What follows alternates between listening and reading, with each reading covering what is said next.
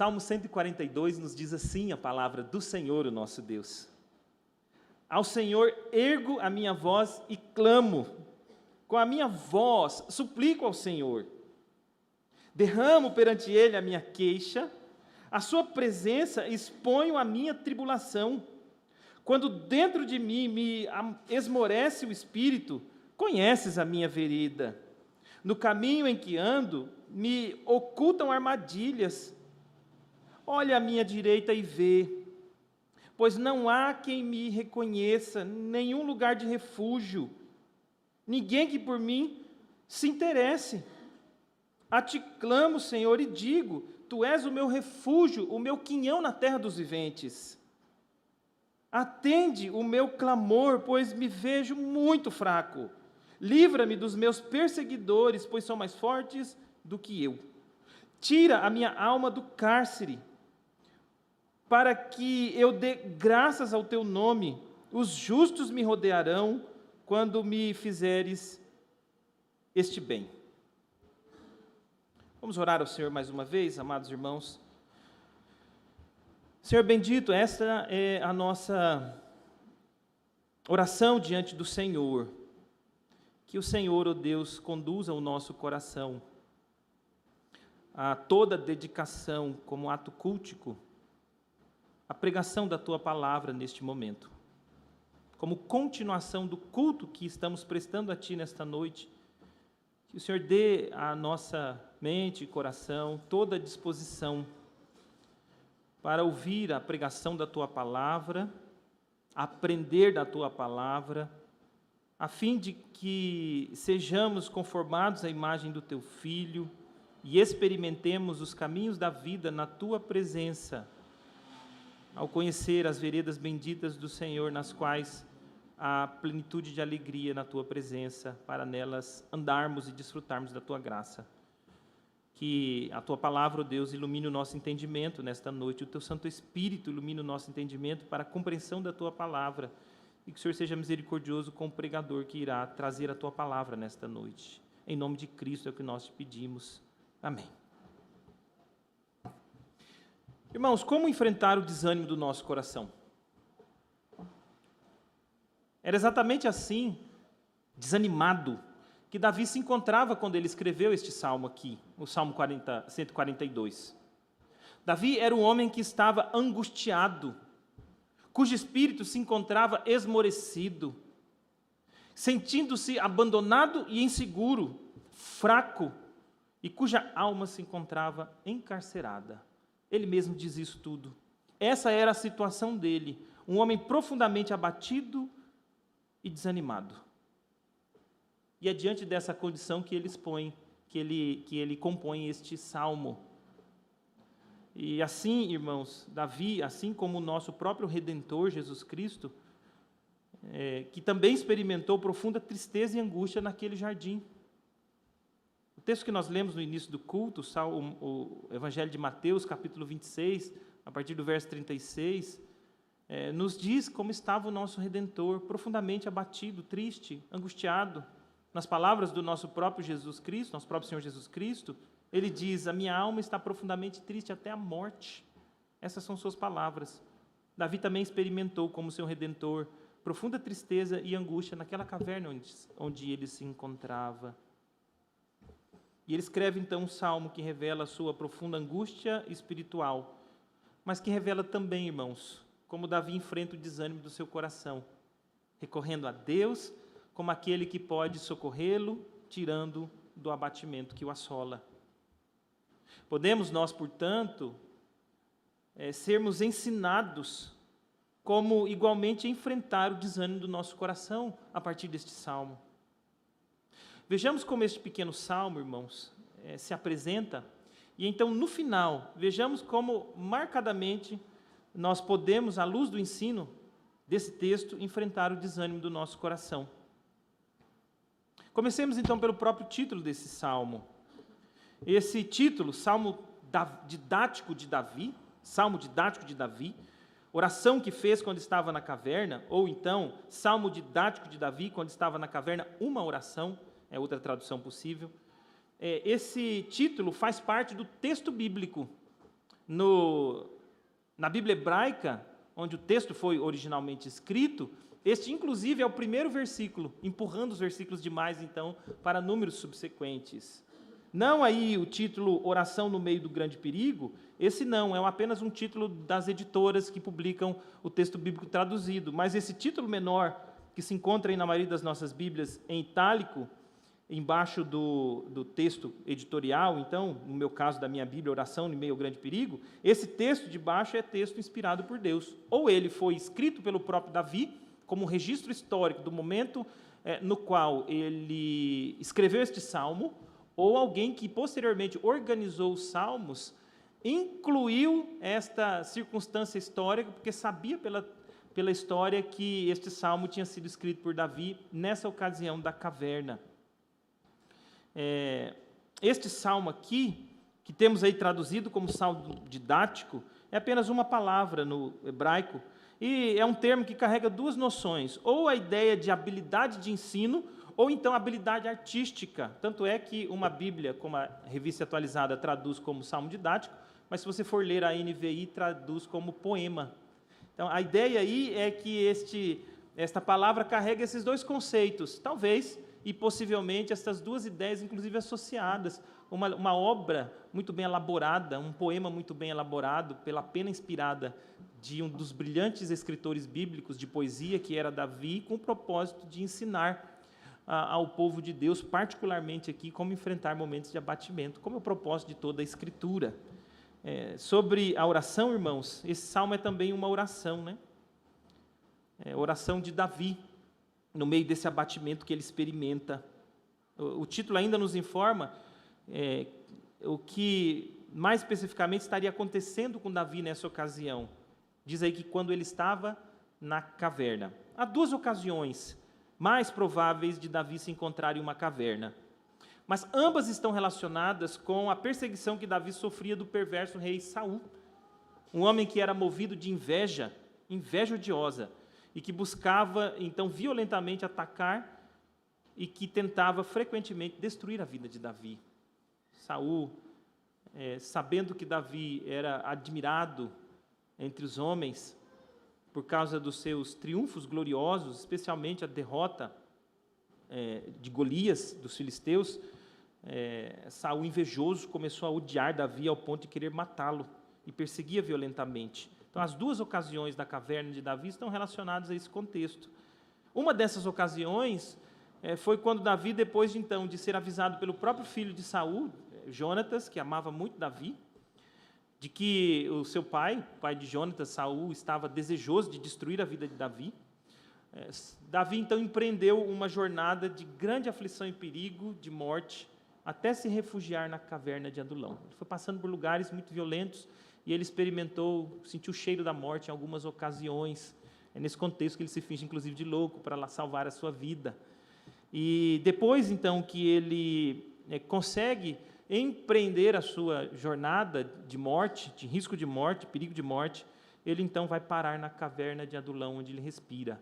E isso está lá em 1 Samuel, capítulo 20 a 22. Especialmente no início do capítulo 22.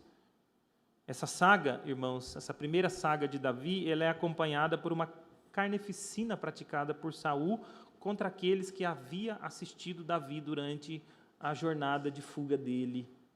Saul vem atrás dele, matando os sacerdotes que haviam recebido Davi, sem sequer saber, efetivamente, de que Davi estava fugindo dessa maneira.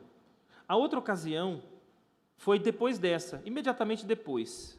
1 Samuel ainda, capítulos 23 e 24 é que narram, onde Saul, já cheio de toda essa fúria, depois de ter vindo e causando carneficina nos rastros de Davi, agora está no encalço novamente de Davi, mas um fato inusitado toma conta dessa situação. O rei Saul precisa entrar numa caverna para aliviar o seu ventre, e não sabia que Davi estava ali escondido com seus homens. Então, seus homens incitam a Davi para que destrua o seu inimigo, o seu algoz, e Davi, porque temia ao Senhor, é o que ele disse, e é aqui que surge aquela frase de não tocar no ungido do Senhor, né? porque Saul havia sido ungido por Deus como rei de Israel, e Davi entendia que não competia a ele matar aquele que Deus havia ungido, ainda que fosse seu inimigo e o seu perseguidor. E Davi diz: eu não posso fazer isso. E depois que Saul então sai livrado da morte por Davi e seus homens, Davi se revela a ele como alguém que poupou a vida dele, mesmo sem ele merecer, mas por causa do temor de Davi ao Senhor. E aí então Saul vai embora envergonhado por perseguir um homem tão nobre como Davi. É assim que ele assume essa situação. É difícil ser conclusivo, irmãos, mas devido ao sentimento de abatimento de Davi diante do que estava experimentando, é bastante mais provável que se trata da ocasião de desolação que Davi experimentou depois de ter andado como fugitivo e então encontrar segurança na caverna de Adulão. É mais provável, então, que esse momento aqui, que Davi escreve esse salmo, ele está não lá na caverna, onde ele consegue livrar Davi, não há um abatimento de alma dele quando ele faz isso, muito pelo contrário, né? Há uma tranquilidade no seu coração por ele sair vitorioso, de honra, né? Cheio de honra daquela situação, mas na caverna de Adulão não. Ele é levado, cansado da fuga, angustiado, aflito, perplexo de alma, por ter que se esconder em uma caverna como se fosse um homem vil, né? Então é muito provável que é dali que ele ora a Deus, a oração que encontramos nesse salmo, buscando então revigorar o seu coração bastante abatido. Bastante abatido. Ele diz então no início desse salmo, ainda se dirigindo aos seus leitores, na composição desse salmo, assim, com a minha voz eu clamo ao Senhor, com a minha voz eu imploro por compaixão ao Senhor, derramo diante dele o meu lamento, a minha angústia diante dele exponho. Nesses versos, então, introdutórios, nós temos essa nota da oração de Davi, na qual ele se levanta a sua voz ao Senhor, ou nos diz que irá levantar a sua voz ao Senhor, que levanta a sua voz ao Senhor, implorando pela compaixão do Senhor em seu favor, diante de quem ele também derrama o seu lamento e expõe a sua angústia que experimenta. Não há lugar de silêncio diante da angústia de Davi. Ele não se torna aprisionado no seu coração e impedido, então, de abrir os seus lábios e dizer para o seu Deus o que é que passa no seu coração. Davi aqui é como aquele cego Bartimeu. Lembra? Jesus está passando no caminho e ele grita, né, a plenos pulmões, por compaixão, pedindo a Jesus por compaixão. A multidão quer calar a boca de Bartimeu, mas ele clama a plenos pulmões. Lembra? Está escrito lá em Marcos 10, especialmente versos 47 e 48, diz isso, quando Bartimeu, então, ouvindo que era Jesus que vinha pelo caminho, ele era cego, mas disseram para ele entendeu isso, que quem estava vindo era Jesus, o Nazareno, ele pôs-se a clamar, Jesus, filho de Davi, tem compaixão de mim. E diz o texto, no verso 48, que muitos o repreendiam para que se calasse, mas ele cada vez gritava mais. É assim que está escrito lá. Cada vez Bartimeu gritava mais, filho de Davi, tem misericórdia de mim. Nós sabemos que na sequência, o Senhor Jesus então cura aquele homem da sua cegueira, aquele homem que creu em Jesus foi curado. E como fez Bartimeu, Davi também levanta sua voz e suplica pela compaixão do Senhor. Ele clama ao Senhor, ele implora por compaixão, ele derrama sua alma aflita diante do Senhor, expondo a sua angústia ao seu Deus e Redentor.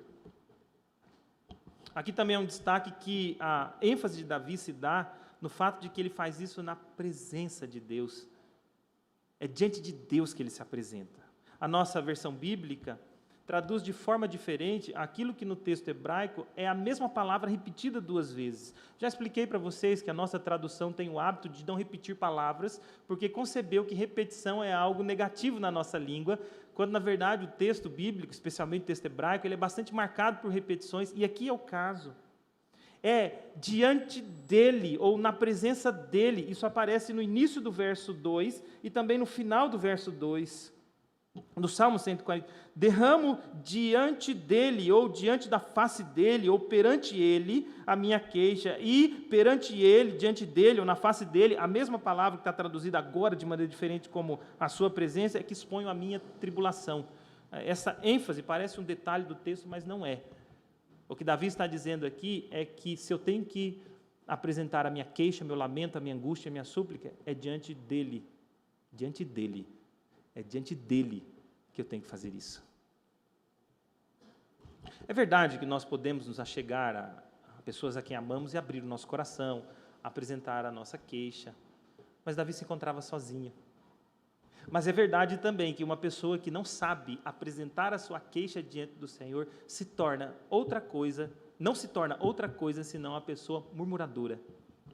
Murmuradora.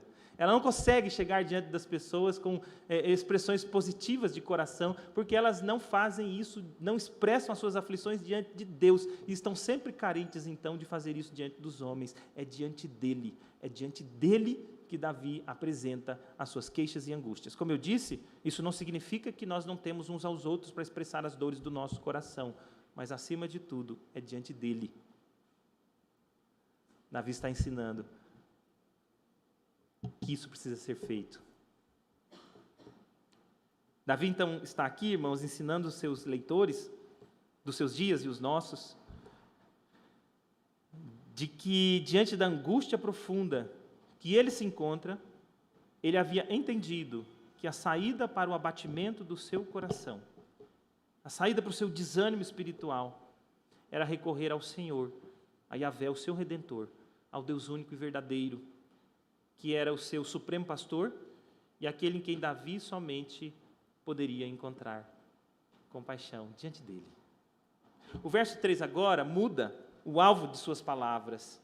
Agora as suas palavras, as palavras de Davi, são dirigidas não mais aos leitores do Salmo, mas ao próprio Deus, onde efetivamente começa a sua oração. Ele diz aí que quando o espírito dele se encontra abatido, quando ele se encontra abatido, então, ele sabe que o Senhor conhece a sua situação, que é uma situação de grande aflição. É assim que a sua oração começa diante de Deus. Quando o meu espírito esmorece dentro de mim, então, tu mesmo conheces a minha vereda ou os meus caminhos. E no caminho que eu ando, é difícil. Eles ocultam armadilhas para mim. Os ímpios ocultam armadilhas para mim. A astúcia ímpia, irmãos, age às ocultas, buscando, no caso de Davi, e de todas as suas outras manifestações ímpias, buscando levar à ruína o servo do Senhor. Mas aquilo que os homens fazem às ocultas, pelas suas impiedades, suas astúcias ímpias, e que pode ser até desconhecido dos servos do Senhor, que estão sujeitos a caírem nas armadilhas dos ímpios, isso não é oculto diante dos olhos do Senhor. É exatamente isso. E nós vamos ver que isso é já uma expressão de confiança de Davi ao Senhor. Há armadilhas ocultas para mim, posta pelos ímpios. E eu estou profundamente abatido diante do sofrimento que eu venho experimentando. O meu espírito está derretido, esmorecido, abatido. Mas tem uma coisa: o Senhor conhece a minha vereda. O Senhor conhece o meu caminho. Mais uma vez, essa linha, segunda linha desse versículo 3, ou terceira linha do versículo 3 aí, conheces a minha vereda, lá no texto hebraico está literalmente assim: quando o meu espírito esmorece dentro de mim, então tu mesmo conheces a minha vereda, no sentido de que Davi está dizendo, não há outro, ou o Senhor também não é um como os outros que conhecem, mas tu mesmo, és tu mesmo, aquele que sabe exatamente o que passa na minha vida, porque ninguém conhece a nossa história, os dramas que marcam o nosso coração, as aflições que perpassam a nossa alma, ninguém pode conhecê-lo como Deus conhece. Então tu mesmo, Senhor, é quem conheces o caminho que eu ando, que é esse caminho de aflição que eu tenho experimentado. Então o Senhor mesmo, irmãos, e não outro, conhece quando nós nos encontramos abatidos pelos caminhos aflitivos que nos cercam. E ele continua então, no verso 4, suplicando para que o Senhor olhe à sua direita e veja que ele se encontra abandonado. É assim que ele está. Olha a minha mão direita e vê, ou a minha direita e vê. E não há quem se preocupa comigo, falta um lugar de refúgio para mim. Não há quem cuida da minha alma. Veja só, o lado direito é o lado mais importante. Essa é a ideia. E o lado mais importante de Davi está vazio. Esse lado direito é, por exemplo, um lugar onde um ataque aberto é direcionado para alcançar o portador de armas. É a mão, se não for canhoto, né? Se for destro, como normalmente a maioria das pessoas são, é esse lado que precisa ser destruído primeiro para imobilizar o guerreiro das suas capacidades e das suas habilidades de guerra, neutralizando então o inimigo. É desse lado direito também que nas batalhas do Oriente Médio, em alguns tipos de povos, é que se encontrava o ajudante da batalha, aquele auxiliar, por exemplo. O Golias tinha um escudeiro, né? Alguém que o ajudava na sua batalha. E era do lado direito que ele ficava para dar todo o suporte. Era do lado direito também que o defensor ou o advogado tomava lugar para cuidar de alguém, assisti-lo, para defendê-lo, para protegê-lo. Então, quando Deus olha para o lado direito de Davi, Davi diz: olha Deus e vê, eu estou totalmente desprotegido. Absoluto sentimento de abandono. E de fato, até sem armas de guerra, Davi tinha fugido. Ele pegou na casa do sacerdote, comprometendo inclusive a vida do sacerdote. A mesma espada que Golias, que era de Golias, Davi a toma para si, mas depois de ter fugido sem nenhuma arma na mão. Davi não está seguro. Se o Senhor olhar para ele, o Senhor verá que não tem ninguém que se importa com ele, que se preocupa. Que falta para ele um lugar de refúgio. Ele está numa caverna, mas desde quando uma caverna pode efetivamente proteger alguém? Saul sabia muito bem que não pôde protegê-lo, embora ele pensava, né? Davi estava lá dentro e ele mal imaginava. Não há ninguém que cuida da alma dele. Conseguem perceber isso? Homem sozinho, numa caverna, desprotegido, rejeitado, abandonado e desprezado pelos homens de dores que sabe o que é padecer sozinho e rejeitado numa cruz pelos nossos pecados. Aquilo que Davi estava experimentando foi experimentado de maneira muito maior pelo nosso próprio Redentor Jesus Cristo.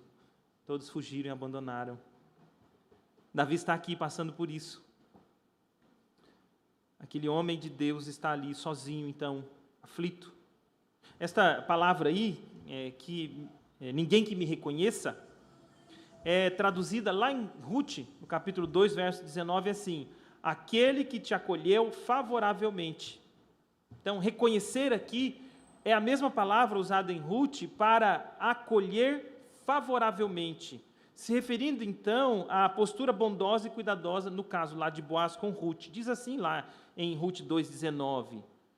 Então, lhe disse a sogra de Rute, né, Noemi: onde colheste hoje, onde trabalhaste? E a resposta dela foi: bendito seja aquele que te acolheu favoravelmente. Aquele que te acolheu favoravelmente, é disso que Davi está reclamando aqui neste salmo. Não tem ninguém que o acolhe favoravelmente. Traduzido então aqui como ninguém que me reconheça. Não tem ninguém que me acolhe favoravelmente. Eu ando errante e aflito, sozinho, sem ninguém que se importe comigo. Ele, além de enxergar que ninguém então se preocupa com ele, ele sente falta de um lugar seguro, mesmo estando numa caverna, onde jamais poderia encontrar verdadeira segurança. E ele conclui que Deus, ao olhar então para ele, para Davi, veria que não tem ninguém que cuida da alma dele. Ninguém cuida, ninguém se importa, ninguém que se interesse por mim,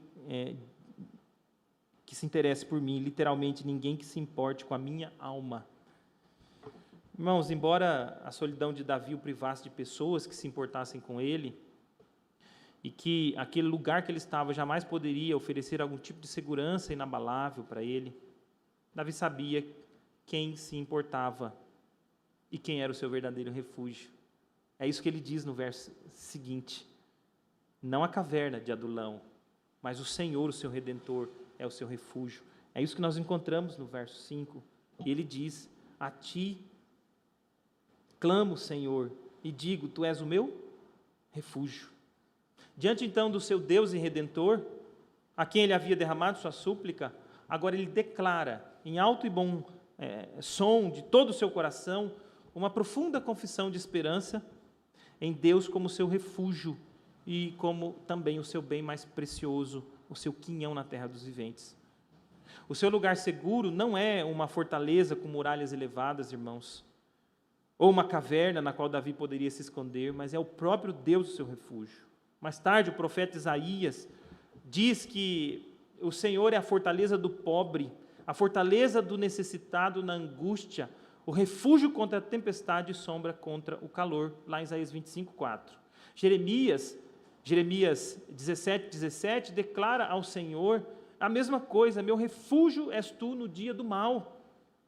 O profeta Joel então confessa: o Senhor brama de Sião e se fará ouvir de Jerusalém, e os céus e a terra tremerão, mas o Senhor será o refúgio do seu povo e a fortaleza dos filhos de Israel. Como Davi, juntando-se então a um coro de piedosos que na aflição confessam ser Deus o seu verdadeiro refúgio e segurança, ele faz isso.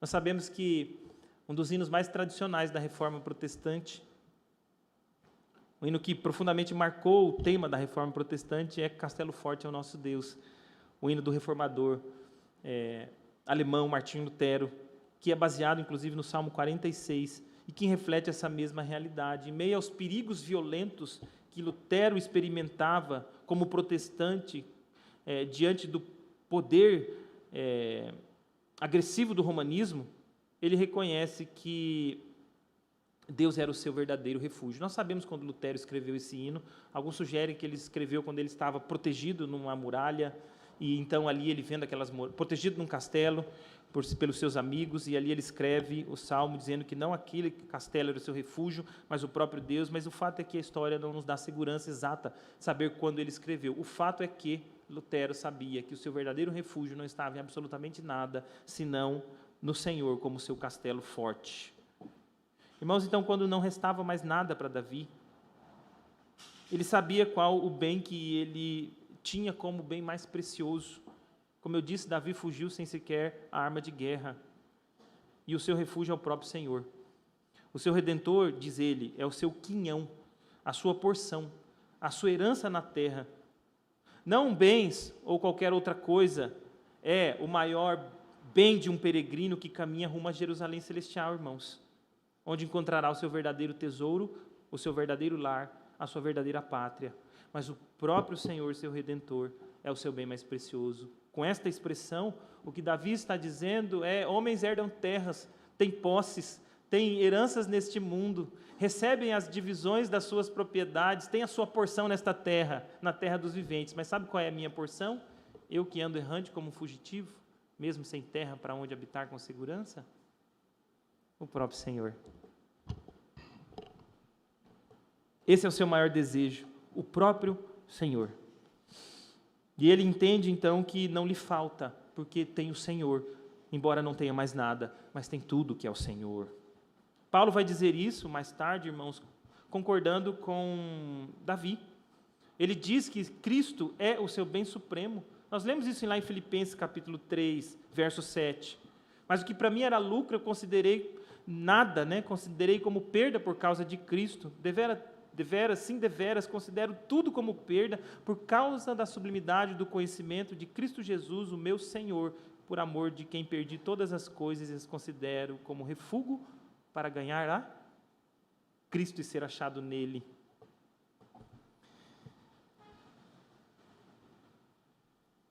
Um peregrino que não tem nada, um peregrino rumo a Jerusalém celestial que não tem nada nesse mundo, tem tudo, porque tem o seu Redentor, o seu bem mais supremo.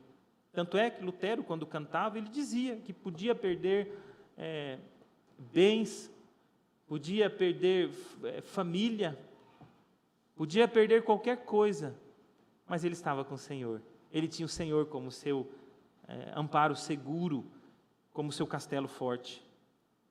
Ele reinaria com o seu Redentor na glória por vir. Isso não deixava ele sentindo falta de nada. Como diz também o salmista no Salmo 23, se de fato o Senhor é efetivamente o nosso pastor, o nosso supremo pastor, nós não teremos falta de nada, nada nos faltará, porque Ele estará conosco em todos os momentos da nossa história. A confissão de Davi, então, é seguida, irmãos, por uma súplica aberta, que é um pedido mesmo de socorro aqui no verso 6. Atende ao meu choro de lamento, ou ao meu clamor. Um choro de lamento. E ele dá uma razão para isso. Porque é que ele suplica ao Senhor para atender a esse choro de angústia, de lamento, essa aflição do seu coração, que se apresenta diante de Deus com lágrimas, inclusive. A razão é porque ele se encontra muito fraco, encontra-se abatido. Eu me vejo muito fraco. Então, ao suplicar por livramento dos seus perseguidores, são 3 petições que ele faz nesse texto, 2 nesse verso 6 e 1 no 7. Quando ele faz outra súplica para que o Senhor o livre dos seus perseguidores, ele acrescenta mais uma razão, pois os perseguidores são mais fortes do que eu. Pedido aqui, irmãos, pedido de socorro é um pedido humilde, de alguém que reconhece a sua fraqueza e o poder dos seus inimigos contra ele. Davi sente-se aqui como uma caça sendo perseguida por caçadores hábeis. É esse o sentimento. Perseguidores aí são como os caçadores hábeis, habilitados para perseguir a presa. Se dependesse do salmista, seria uma luta perdida. A caça seria caçada. Exatamente esse o sentimento dele. E então, continuando a sua súplica, ele faz a última petição ao Senhor: tira do cárcere a minha alma. Essa é a situação dele, uma alma encarcerada, que se encontra no claustro lúgubre, sombrio. Sua alma está acorrentada na masmorra, num cárcere escuro. E a petição de Davi é que Deus então o tire de lá, para que Davi possa, e ele acrescenta então um importante motivo da sua súplica ao Senhor. Ele pede que Deus o livre deste cárcere, desse claustro, para que ele adore a Deus livremente com uma alma restaurada. Irmãos, é impressionante que a motivação de Davi aqui não é que ele seja livrado para que ele possa então adquirir terras, para que ele possa reinar, como ele já havia sido ungido para isso, para que ele possa simplesmente encontrar liberdade, felicidade, voltar para o seu lar, que ele teve que fugir da sua própria casa. A motivação fundamental do coração de Davi aqui para ser livrado daquela situação de opressão e perseguição, na qual ele deveria então viver longe da sua casa, longe da casa do Senhor, ainda o tabernáculo, longe da comunhão dos justos na adoração a Deus. A razão fundamental pela qual ele pede que Deus o tire daquela situação não é a sua felicidade, mas é a liberdade para adorar a Deus. O motivo fundamental, então, do salmista aqui é ser libertado para que ele pudesse continuar adorando a Deus. Esse era o desejo fundamental do coração dele. Ele também inclui um motivo que seria consequência desse motivo. Se o Senhor fizesse o bem a ele, atendesse a sua súplica, tirasse ele da sua situação de angústia, tristeza e aflição, e efetivamente uma situação de perseguição que ele experimentava, se Deus fizesse isso com ele, haveria um motivo de testemunho da bondade de Deus no mundo. E ele diz, então, que diante deste livramento do Senhor, ou quando Deus fizer o bem a ele, os justos se reuniriam em torno dele. Os justos se reuniriam a ele, se encontrariam com ele, o rodeariam, como está aí na nossa versão, ao ver Deus, então, o livrando. Veja, o desejo do salmista aqui, com essa última petição, é que o Senhor Deus o livre daquela situação aflitiva que o marcava, com um propósito, para que ele possa dar graças ao nome do Senhor, junto com os justos que o rodeariam, ao ver Deus, então, cuidando também do seu servo, manifestando a sua bondade. Davi experimentou um cumprimento muito imediato, irmãos, muito imediato dessa petição dele. Se você ler depois, 1 Samuel capítulo 22, quando ele chega à caverna de Adulão, e se esse realmente for o contexto, e eu estou bastante seguro que é, pela situação que Davi se encontrava, logo os seus irmãos e os seus pais sabem que ele está lá, e vão ao encontro dele, se juntar a ele, rodeá-lo, se reunir com ele. Junto irão homens que mais tarde se tornariam, então, homens que seriam os seus valentes soldados, que o ajudaria a enfrentar as batalhas que ele teria que enfrentar, até efetivamente assumir o reino que lhe havia sido prometido por Deus. Mas também, como eu disse, a expectativa de Davi, e ela se cumpre, porque quando Deus, então, dá a ele o reino que lhe havia prometido, ele pode voltar ao tabernáculo do Senhor e ali, junto com os justos, adorar a Deus. Já como rei, rodeado dos justos, reinando com justiça no reino do Senhor, diante do seu Deus e Redentor, por causa da bondosa graça do Senhor, que o havia sustentado e libertado e cumprido a promessa que havia feito a ele de torná-lo o rei de Israel, de onde viria o nosso grande Redentor Jesus Cristo como filho de Davi. Essa é a oração de Davi, irmãos. E este salmo revela essa profunda angústia espiritual deste homem, mas também revela como Davi enfrenta o desânimo do seu coração,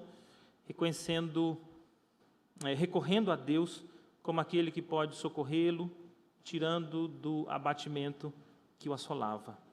Este salmo, então, como dito, nos ensina como nós podemos enfrentar o desânimo do nosso coração. Como enfrentar o desânimo do nosso coração, irmãos? Em primeiro lugar, admitindo nossa condição de abatimento espiritual. Davi faz isso ao longo do salmo. Ele assume que é alguém carente da compaixão do Senhor, verso 1. Veja comigo na sua Bíblia.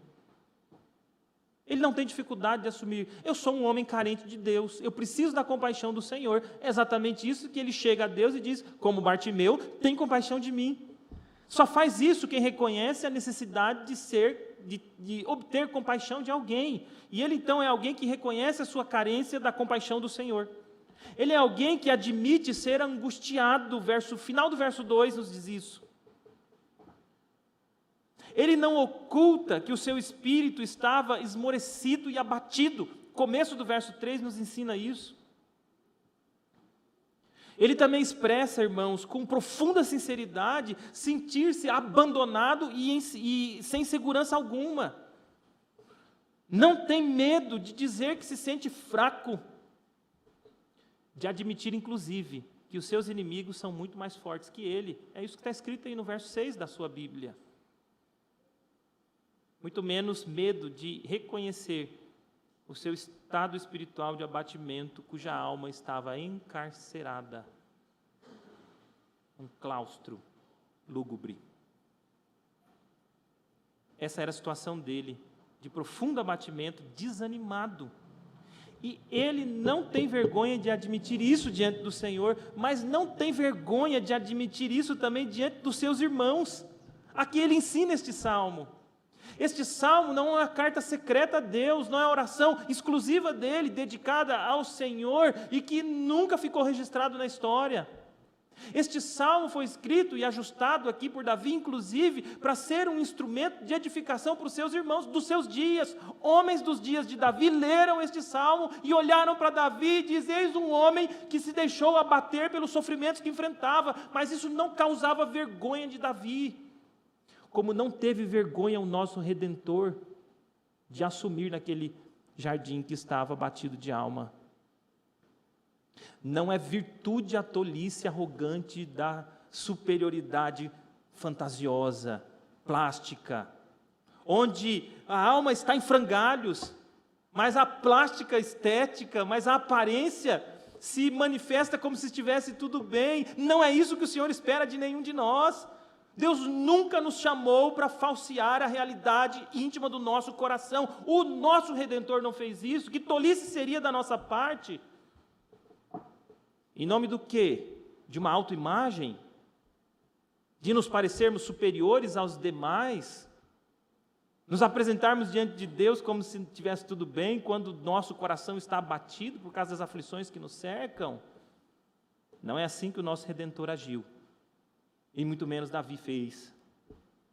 Ele é alguém que se apresenta diante do Senhor, abre o seu coração, reconhece como está o seu coração diante do Senhor. Essa é uma postura humilde, irmãos. Humilde. Chegar diante de Deus e lançar diante dele toda a nossa ansiedade, como um tratamento para os abatimentos que nos assolam, é o que as Escrituras nos ensinam, é o que Davi fez, é o que o próprio Senhor Jesus Cristo fez quando se encontrou assim. A humildade de admitir nossa fraqueza é que nos fará buscar ajuda no Senhor. Enquanto eu me porto soberbamente fantasiando uma força que não existe, eu continuo vivendo em frangalhos, mas na autossuficiência ilusória de uma capacidade que eu não tenho de suportar a situação que está aí, coberta por uma casca ilusória. Os soberbos, irmãos, perecerão justamente por seguirem na autoconfiança. Alcançarão ruína. Assuma a sua fraqueza. Assuma a sua fraqueza. Imite o seu Redentor. Faça conforme a palavra do Senhor nos chama a fazer e admita o seu abatimento espiritual, se é isso que você está experimentando, porque esse será o caminho da cura para o abatimento do seu coração. Enquanto não houver essa sincera confissão e reconhecimento de que é assim que você se encontra, que tratamento há? Enquanto o médico não diagnostica o que exatamente está acontecendo, que tratamento efetivo há? Absolutamente nenhum. Portanto, irmãos, como enfrentar o desânimo do nosso coração? Em primeiro lugar, admitindo nossa condição de abatimento espiritual. Em segundo lugar, buscando socorro no Senhor. Quem reconhece, então, que precisa de ajuda, está a um passo de pedir ajuda. Agora, essa ajuda tem que ser buscada no lugar onde há verdadeira ajuda. É por isso que é para buscar socorro no Senhor. É o que Davi faz, no próprio Senhor. Nós vemos isso aqui. Ele imitando, inclusive, o nosso Redentor, que no seu abatimento não buscou ajuda em outro lugar, senão no seu próprio Pai, o seu Deus, o seu Senhor. Quem reconhece abatimento, pode buscar auxílio do Senhor. Nós vemos que no verso 1, ele ergue a sua voz, então, implorando socorro ao Senhor, seu Redentor. E diante do Senhor que ele apresenta o seu lamento, diante do Senhor é que ele expõe a sua angústia. Isso está aí também nas Escrituras. É ao Senhor que ele apela, irmãos, pedindo a visitação do Senhor para sondar a sua condição de abandono. Olha para mim, Deus, e vê. Ninguém se importa comigo, eu não tenho segurança, ninguém está nem aí para a minha alma. Olha para mim e me vê. Verso 4. É ao Senhor que ele clama, reconhecendo ser Deus o seu refúgio, verso 5. E é ao Senhor que ele faz suas reiteradas petições, versos 6 e 7. Atende, livra, liberta. Ao Senhor. Irmãos, infelizmente, é possível fugirmos buscando auxílio no lugar errado. Talvez alguém pode dizer, você está ocupando o nosso tempo para dizer que a gente tem que orar a Deus? Mas é possível, irmãos, nós fugirmos buscando auxílio no lugar errado. Permita-me exemplificar isso. Quando as situações de aflição cercam o nosso coração, nós temos inúmeros caminhos fugitivos, inúmeros refúgios falsos, Inúmeros lugares equivocados de segurança, onde nós pensamos que podemos ir para encontrar descanso para o nosso coração, o descanso que só pode ser experimentado e desfrutado em Deus, as redes sociais. Na aflição e no abatimento do nosso coração, nós somos tão capazes de tentar nos distrair com futilidades, pensando que ao ficarmos ali horas e horas rolando as timelines, vendo as mensagens, aquilo pode trazer algum tipo de alívio para nós vamos esquecer do problema, vai ficar tudo bem, e ali nós nos consumimos, não é apenas uma distração temporária de uma aflição, é uma busca deliberada por refúgio no lugar errado. E deixe-me antecipar uma coisa aqui, antes que alguém raciocine de maneira equivocada, não há problema nenhum com as redes sociais em si. Como não há problema na comida e na bebida, como não há problema em si no esporte, como não há problema no trabalho, como não há problema nos estudos, como não há problema no entretenimento em si, se todas essas coisas forem feitas subordinadas ao padrão limitado pelas escrituras. Em si essas coisas não são um problema, mas cada um de nós é capaz de, no meio da aflição, buscar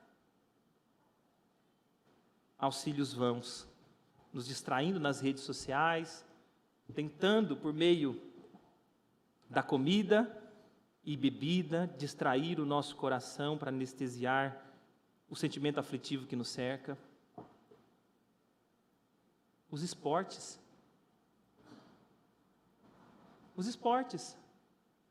Eu desisti temporariamente de acompanhar séries, por uma razão simples. Elas exigem de mim um engajamento que eu entendo não ter para elas, o tempo que elas exigem de mim. Não é que é errado você assistir série, ou que seja errado eu assistir, mas esse é um investimento de tempo que eu decidi não ter. Mas aqui e ali eu vejo alguma coisa de passagem, e uma ocasião muito interessante marca para nos mostrar isso. Numa dessas séries aí do Netflix, um casal tem um bebê, e o bebê é cego. E aquilo marca tanto, é um neném que nasce prematuramente, e o bebê nasce cego, então, e é uma cegueira incurável, de fato não tem cura mesmo, ele cresce assim. Mas o marido, que era bastante obeso, não sabendo lidar com aquilo, e a série não revela isso de imediato, só revela que depois que a criança nasceu, ele começou a se dedicar aos esportes. E às escondidas da esposa, saía mais cedo do trabalho, ia mais tarde, enfim.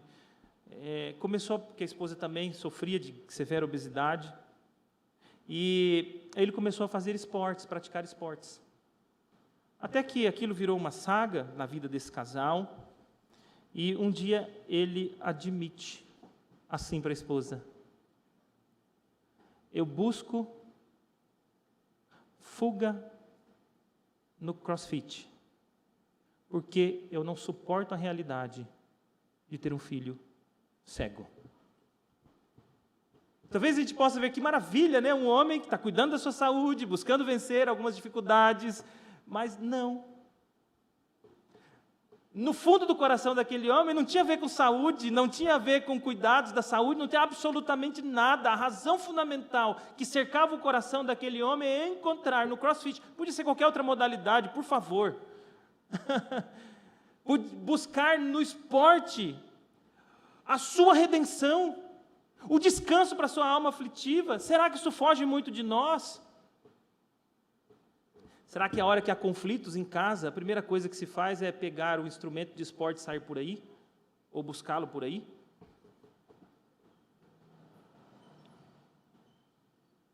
No trabalho, a mesma coisa.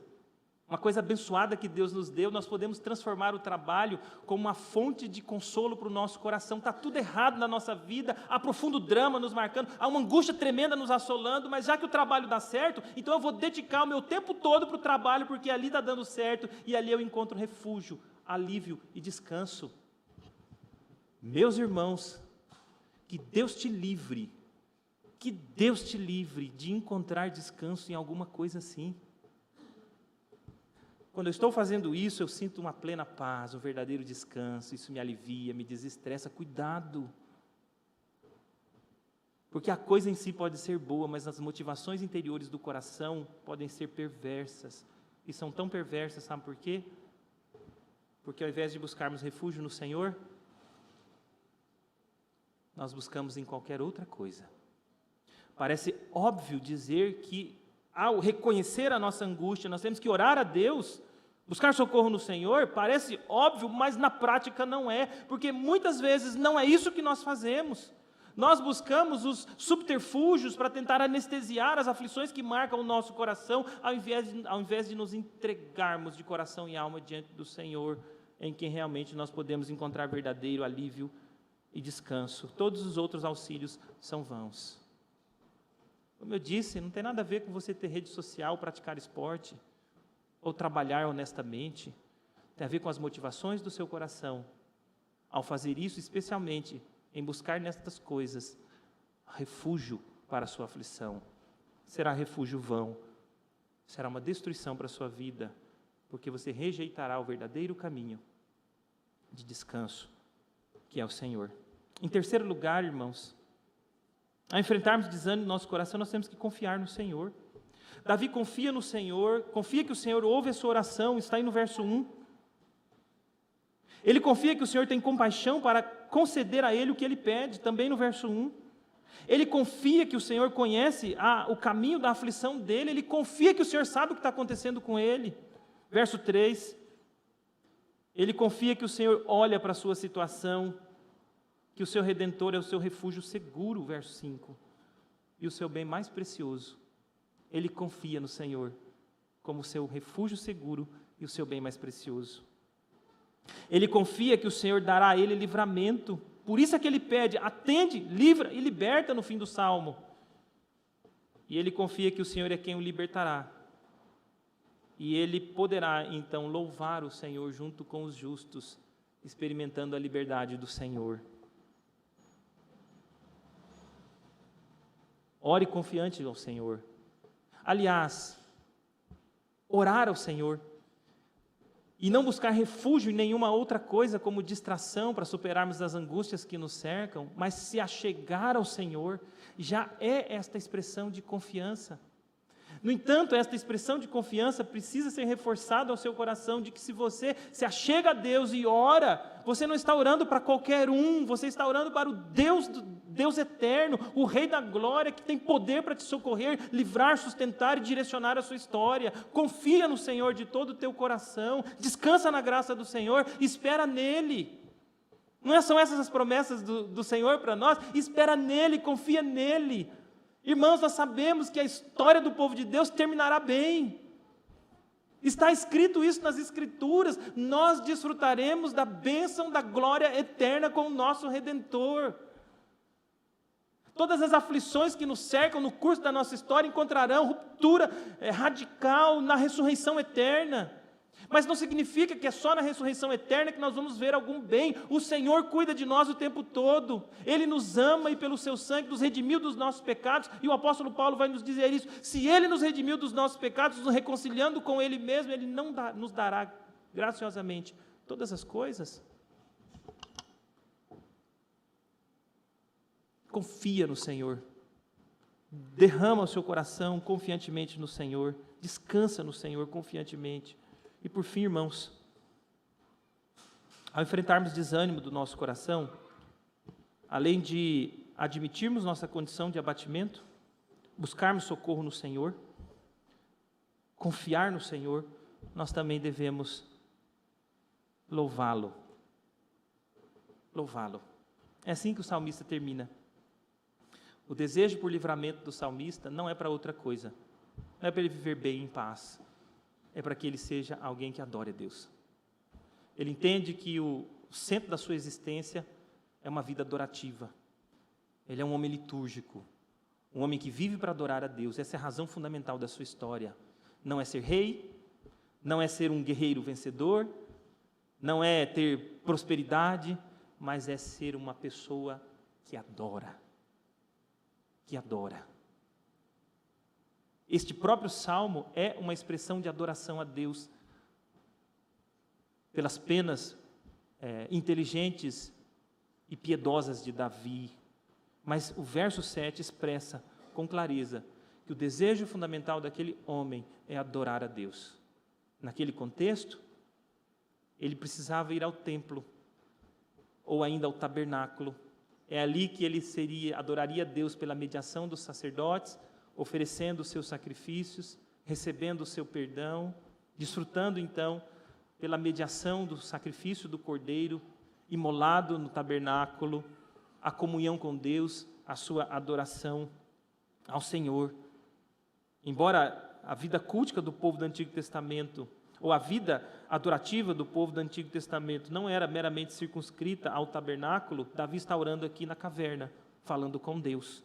Mas nós sabemos que é lá que a expressão cultica mais plena era manifestada, e Davi estava impedido de ir lá. O desejo da sua liberdade era para ir lá adorar a Deus. Hoje, irmãos,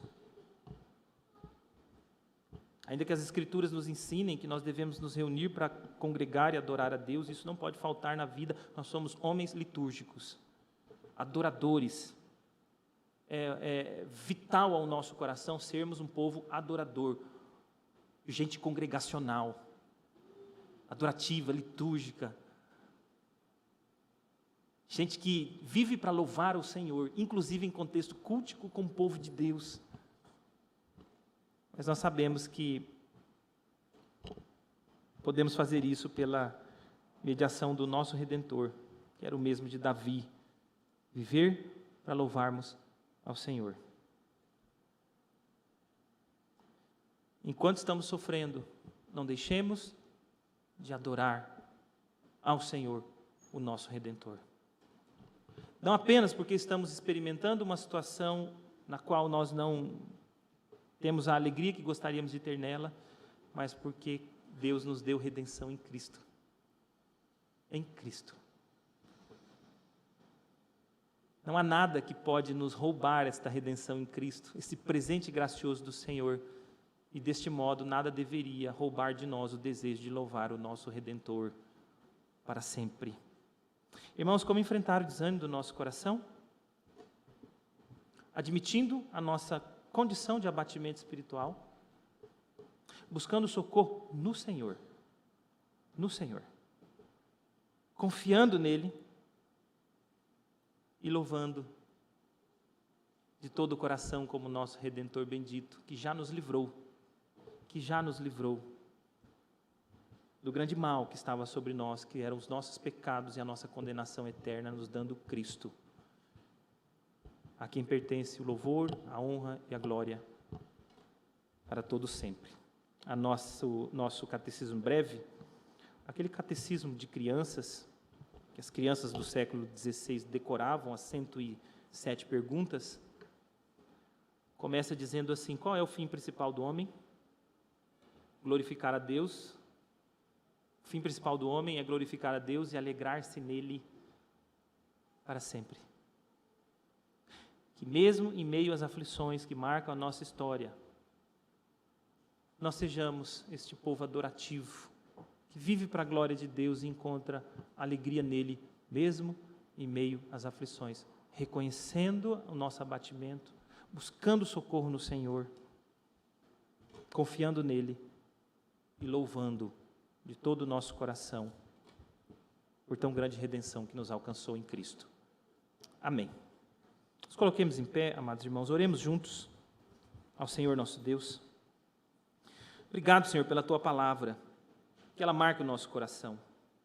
Que o Senhor demova as inquietações que têm nos perturbado de dedicar a nossa atenção à Tua palavra, para que, ouvindo a Tua voz, encontremos o descanso que carecemos. Ó Deus, aquieta a nossa alma e nos dá graça pela Tua palavra, para compreender a Tua verdade e verdadeiramente encontrar refúgio em Ti, o nosso verdadeiro refúgio, que é o Senhor. Ajuda-nos a enfrentar estes momentos de aflição que nos abate, ó Deus, tendo a sinceridade humilde de reconhecermos quem nós somos e como nos encontramos, fugindo nós de falsas seguranças e buscando refúgio somente no Senhor, com confiança em Ti, mantendo o desejo profundo e sincero de louvor no nosso coração por tão grande salvação que o Senhor nos deu em Cristo. Fortalece a Tua igreja, Senhor, em nome de Cristo Jesus.